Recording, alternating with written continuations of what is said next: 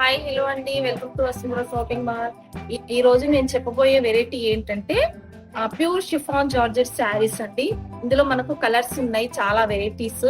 Colours వచ్చేసి మనకు వచ్చేసి ఇది చూడండి, బ్రింజాల్ కలర్ నుండి చిన్న బార్డర్ వస్తుంది, ఫ్లోరల్ ప్రింట్. ఇది వచ్చి ఈ డిజైన్ వచ్చేసి చూడండి, గ్రే కలర్ కి చిన్న బార్డర్ వస్తుంది. శారీ విత్ బ్లౌజ్ చిన్న బూటీ వస్తుందండి.